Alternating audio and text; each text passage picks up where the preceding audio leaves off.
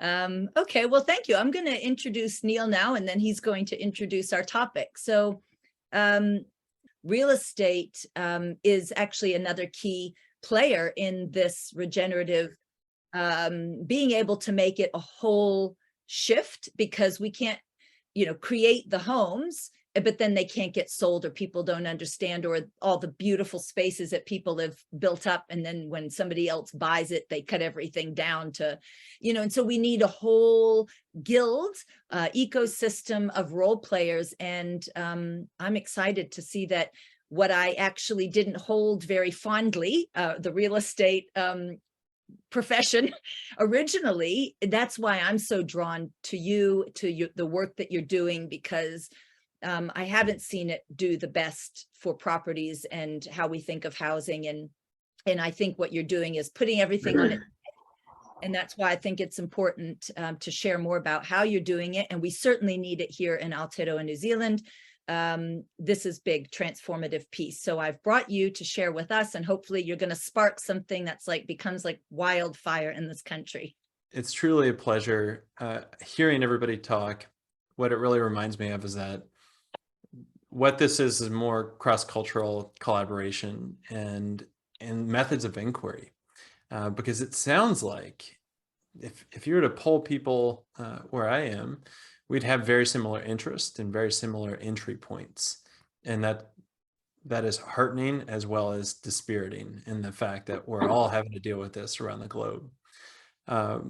You have a beautiful way of introducing yourselves in this community, and this is the first time that I've heard that introduction, but how I like to start off is just a land acknowledgement of where I am, so that you can also orient yourself to where I'm zooming in from, which is on a small island near the US-Canadian border in the Pacific Northwest.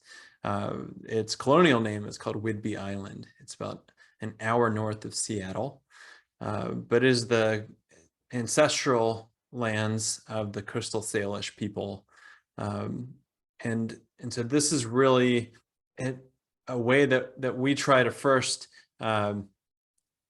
honor a framework that we like to view in the real estate industry, not of ownership, but of stewardship. And I think what you do to introduce yourself to the community is an amazing way just to ground yourself within that perspective, that we're just a blip and a point in time. And how I really like to get into this is also to acknowledge that if you were to tell me 15 years ago that I was going to be talking to a group of people about my work in real estate, I would have laughed. I got a lot of flack after leaving our graduate school and in going into real estate. I had a stint in between there where our work, my partner Alyssa is on this call. I thought I saw her, but our work took us overseas to India and to the Maldives. And we thought that we were going down this path of the nonprofit worker, and had a really amazing experience in India. And two things that stuck with me, and I like to mention this, is that real estate was not on my radar until I had this experience in India where we were touring these properties, and they were talking about how they were designing for cool breeze to come in from the tree-lined streets that would just heat would rise up the center of these properties, and it was really situated for multi-generational housing.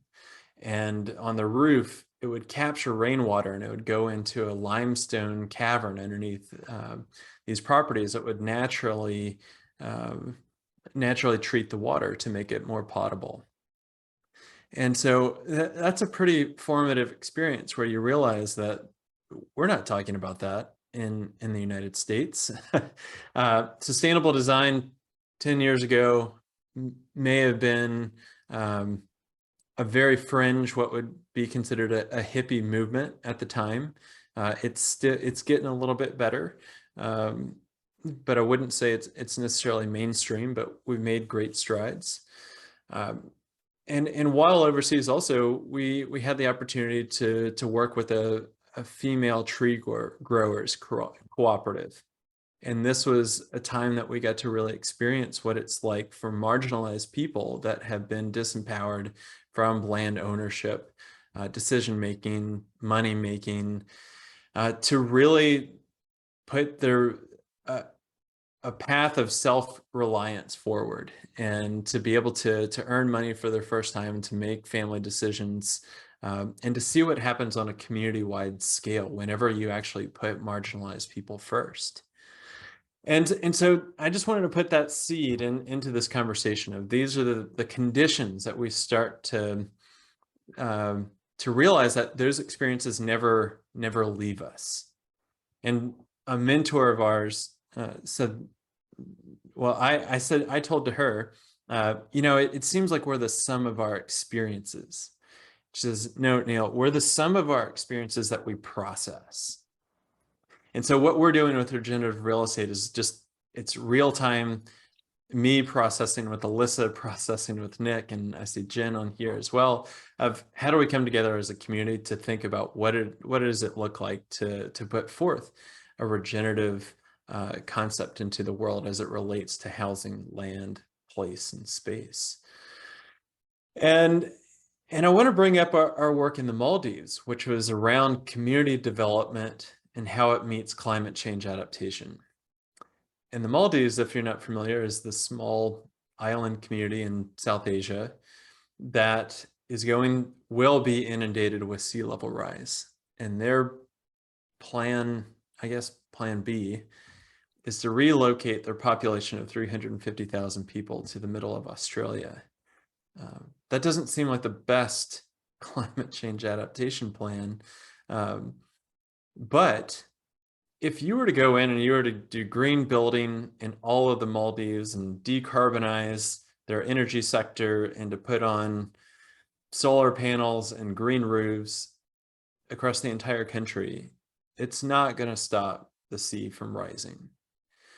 And that is exactly where I started to realize that we can be doing really good work, what we consider to be good work.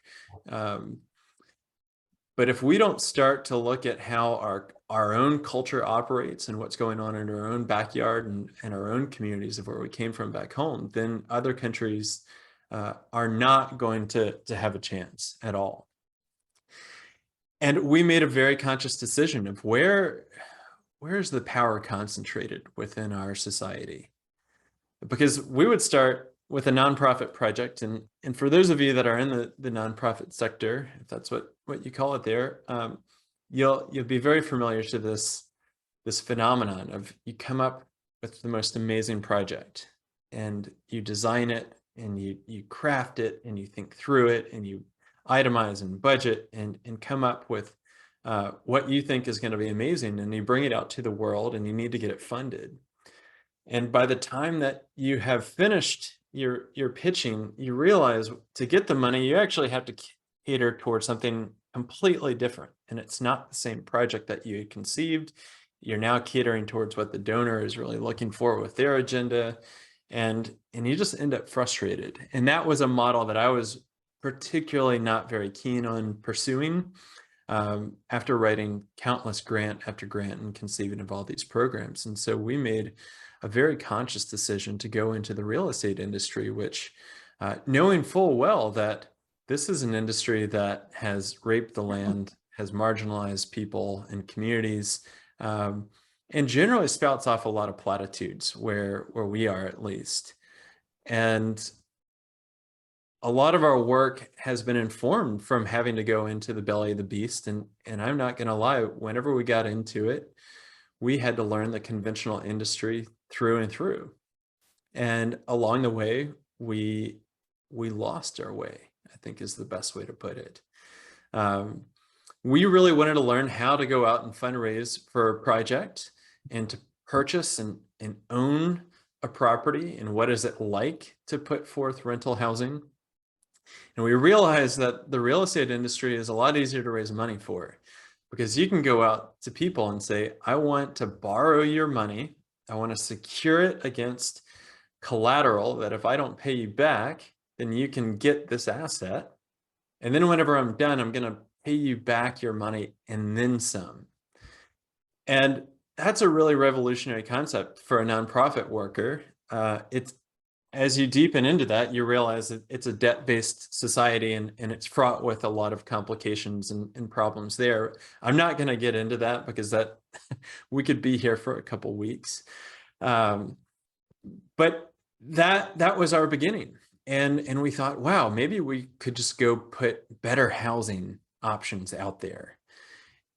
And for somebody that was making a very meager income as a nonprofit worker, I was really struck by this thought that we could create our own livelihood. And real estate does this amazing kind of allure of passive income, and there's no ceiling to your income potential. And that draws a lot of people in. And it draws a lot of people with maybe not the best intentions, but I will say it draws a lot of people in that have really good intentions too. And what gives me a lot of hope is that there are those of us on the call that are working in this industry that have very good intentions, that are really looking to change the culture. And I think that's why we're all called to be here today. So a little fast forwarding our story a little bit more is that we ended up growing a rental portfolio, which turned into we needed to manage rental housing, which means we need staff. And whenever you take on staff, your expenses grow. And so you need to go find more revenue. And you're just kind of on that rat race. And by 2019, we looked up and we realized that we had 27 people with us managing several hundred homes, really soul-sucking work. It was a complete slog. We're working with real estate agents that are trying to figure out how to put their feet on the ground. And meanwhile, we found ourselves just spouting off the same platitudes that every other we call them real estate agents in the United States. But you probably get a similar thing there, which is our job is to help you find your dream home. Or we're here to help you sell your house for the most amount of money in the least amount of time. And that's it. That's about as deep as the industry will go. And what it took for me was a sincere wake-up call to realize that I hated the business that we had built. It was somebody described this experience as the soul descent, the dark soul descent that they've had a couple of in their lives. And I really like that soul descent because we hit it not only from the business side, but we hit it because four of our 6 very close elders in our life came down with a terminal or a debilitating lifelong cancer diagnosis. And that hit at the same time that we just had a new baby. And we started to dig into the research and realize that this is truly a pandemic where about 100 years ago, it was not that common to have cancer at the rate that we have it now. In the 70s, only about 1 in 20 people were getting cancer. And today, in 2022, 1 in 2 males are going to develop cancer, and it's marginally better for females, where it's 1 in 3. That's an alarming statistic, and it's no better for our children, where we started to realize that 54% of our children are going to develop a chronic disease that they're going to be dealing with for the rest of their lives by the time that they're 17. Before they're 17. And that's also a terrible statistic whenever you've got this newborn baby and you start to ask questions of what's going on. And you realize that this is how we're designing our communities and how we're designing our homes and our schools and our workplaces and the materials that are going into it and how we're growing our food and what's happening with all the externalities that's coming from industry. And a lot of this is exactly how I've come to realize that I work in the business of land and place and homes and habitats. And there's so much of this information that I had no idea. I mean, I knew that we had an energy problem and that we needed to have more solar panels and more solar hot water heaters and more energy efficiency. All those sustainability technology related things are good. But it was fundamentally missing a lot of the linkages that we were looking at, which was, how do we do this work in community? Because whenever you're working with your parents who have cancer, and you hear that you could eat McDonald's Big Macs and do it in community, and you're going to be better off than the best nutrition and the best medicine, but doing that in isolation, we started to realize, like, there's people that are talking about biodiversity and cultural diversity and doing this in community and community-oriented housing, and really rewriting a narrative of isolation, or as we like to call it in America, pulling yourself up by the bootstraps and the rugged individualist. And we had a choice. We could either depart the real estate industry because it has such a nefarious and really not a great reputation, and we could try to figure out what we're going to do, or we could lean in and say, you know, if there is a concentration of wealth and power in this industry, and we can actually create change, and we can use existing structures, and maybe we can even reconceive of those structures to orient towards a new way of being, then let's stay in it. And let's see where this can go. And instead of calling it sustainable real estate, what if we started to borrow some terms that really connected on a soul level? And that was the field of regeneration, which, if you haven't put on that cloak of regeneration yet, what you'll realize is that this is an inward practice that just goes deeper and deeper and deeper and deeper, that it is a fundamentally different concept than sustainability is. And I come from the perspective that I really don't like, there's this meme that's been floating around that sustainability is about doing less bad and regeneration is about doing good. If that's the definition, then we fundamentally missed what sustainability is all about. We have labeled good in a very subjective way, because what is good for you may not be good for me, and that's kind of what got us into this whole predicament in the first place. And so what we have really struck upon, that it sounds like there's a lot of similarities, and we're drinking from the same philosophical cup, listening to Zola, is that regeneration can be about attuning towards life-giving principles. And what's so amazing is that this shows up in all the ways in which you're showing up and coming here today, because you might be really interested in natural building, or you might be really interested in affordable housing, or maybe you have a chemical sensitivity and you realize that you can't live in any of the housing options that are in your town because they're all actually toxic. And the only choice is you can either go out and build a multi-million-dollar non-toxic house and spend years doing it and trying to educate your architect and your builder, or you could live in your car. I haven't been to your part of the world, but if you come to ours, you're also going to see we're at the last legs of this economic system, where we have houseless people on the streets. We have income disparity in such a large degree that I don't think we're ever going to catch up with it. So that's where I'm going to start my presentation. That was 3/4 of it, but Zola really likes slides, and so I want to be able to honor some slides that we do have. And these are more generative questions for you, but it's, what time is it in real estate? That's one that a mentor of ours named Ross Chapin, who is really a pioneer in my mind, that he started to realize we need to build smaller, and we need to orient our houses inwards instead of outwards, where we're activating our cars and our concrete. And so I think that's a great way to bring you in. Latitude Regenerative Real Estate is a sales brand, and people really want to know, what is it that you do? What's your metrics? And I want to push back on that, and everybody that's like going through their own maybe corporate process of how do we attune our workflow towards regeneration or towards sustainability. You don't have to measure it in the number of solar panels you put on a roof, or the number of lawns that you change over, or the number of units that you're building. That first off, the number of units is like a complete disorienting way to talk about homes and habitats. And it's not it is a math equation to some degree, of how to build affordably, but we can do it with a little bit more dignity than the way the industry wants.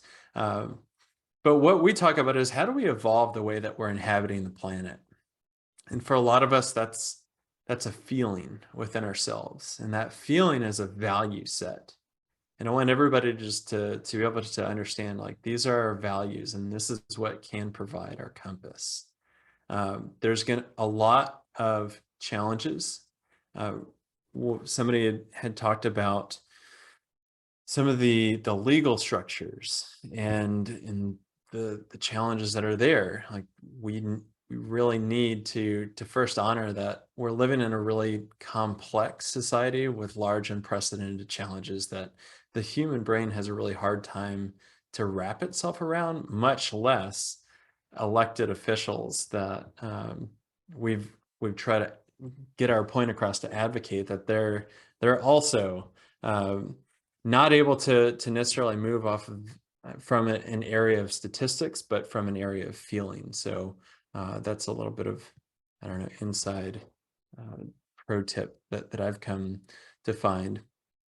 And so where we picked this up is we started to talk about what is regenerative real estate. And the amazing thing is that we're always very place-based. And then we started to have people from across the country and the continent and even across the globe start to say, this really like, this hits me in my stomach. I love what you're talking about. This identifies a theme in my life. And I want to be able to join what you're doing. And for other real estate agents to say, I want to join what you're doing, that's just like the most nourishing thing that you can hear. But we couldn't actually do anything about that. Our business structure allowed us to work in this one particular state. And it was hard enough to figure out, like, we lived near a river that separated the state of Washington and the state of Oregon. It was a hard enough time to work between the two of them. But we kept going, and we kept putting out this theme of regenerative real estate. And we realized that regenerative real estate is really the reciprocity between people and place. And we were reading books. There's a great one that comes from Australia, actually, called Call of the Reed Warbler. It's about large scale land regeneration projects, doing ecological design and permaculture and rotational grazing and keyline design. And we started to read more Indigenous authors like Robin Wall Kimmerer, who talks in a book called Braiding Sweetgrass about this relationship. And we started to realize the environmental camp that we had grown up in and cut our teeth in, and was working so hard to do good in the world, loved to have this narrative that the earth is going to be just fine without us. That we have caused such destruction that we're going to thwart ourselves off of this planet, and that's okay. Nature is going to rebound. And that's just a very bleak narrative. And I think that we've gotten that narrative wrong. And I think we have forgotten our role, that humans can be and have been a keystone species in which creates life-giving habitat for the rest of life and a myriad of other species. And so if we can start to even frame that within an urban context of, are we showing up and are we taking more than we're giving? And some people are only taking, and they don't see themselves as part of the community, and they don't see themselves as giving back. And it doesn't have to be in the most profound ways. It can be as simple as an act of placemaking, of putting out colored chalk on your sidewalk so that kids that are walking by can stop to create a picture. it can be even deeper to where maybe you're not driving a car into work, but you're taking public transportation, or you're thinking more deliberately and intentionally about the actions that you're taking, and you're starting to realize, rain is hitting our roofs, and once it hits our roofs, our job is to channel it as far away and as fast as possible off site. And it's now considered stormwater. Yet across the globe, we're experiencing drought and forest fires on unprecedented levels. And so I think this is really what we need to hit upon, is how do we create a more reciprocal relationship with our places? And so what we do that is our regenerative real estate work is really as guides. So how can we use the real estate industry where people need homes? We are dealing with land and habitat. I consider agriculture a part of real estate, just as if you're to do a multifamily development or a mixed use development, like it is using land and how we're culturally using land. So what we do is we seek to update this outdated system. Sometimes it doesn't look like what you would imagine a high performance home would look like. We certainly do that. But I like to liken this to how we raise children, and that if we're raising a child with our notions of what is good and bad and what we want them to become whenever they grow up, we're likely going to screw them up.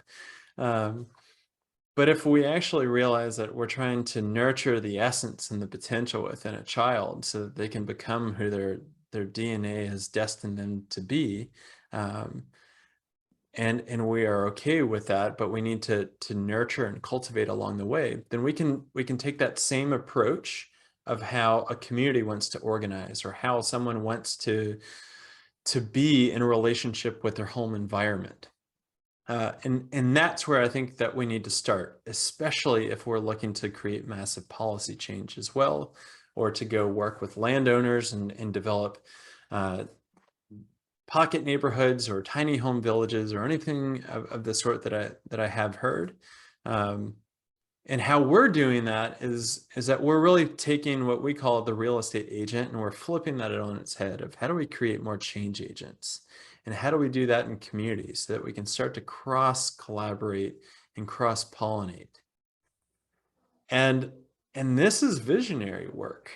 This is about seeping ourselves in generative questions about what could be. And if you're going to do that, you're going to quickly find that you're a revolutionary. And if you start to talk about transmuting private wealth into the commons, if you want to explore something like a community housing land trust, like that is truly revolutionary work that is rooted in our times. And I like to see that real estate is merely an extension of our culture. So we need to start creating a different culture, and we need to start making change, and we need to stop taking it from a pontification and a theorization into let's get busy and let's start doing this on the ground, and let's start experimenting and what I love to call throwing spaghetti at the wall. And so the fun part right now is that within the United States, we've been doing this for about 2 years. We're represented in 15 different states with the community. I think we just passed a couple dozen change agents that are all these people that have this feeling that they need to create change, and they need to create a livelihood doing it, because we can't do this work for free. But we certainly can start to attune our business towards life, and in a way that really honors where we've come from, and exposes some of the atrocities that we've done along the way. And hopefully we can start to make a difference. And it's a pleasure to actually have people thousands of miles away, thousands of kilometers, excuse me. I don't know why we use that system still, but a very long distance away tuning in and saying, you know what, we're experiencing the similar symptoms over here. We're talking about climate change, and we're talking about affordability, and we're talking about policy and our poor policymakers. And and really how I'm going to end this is because I was just on an affordability call uh, before this, is that we're in an era now where I live that we cannot design our way into affordability. We cannot cut corners and use cheap enough material or pay our workers low enough wages to create affordability.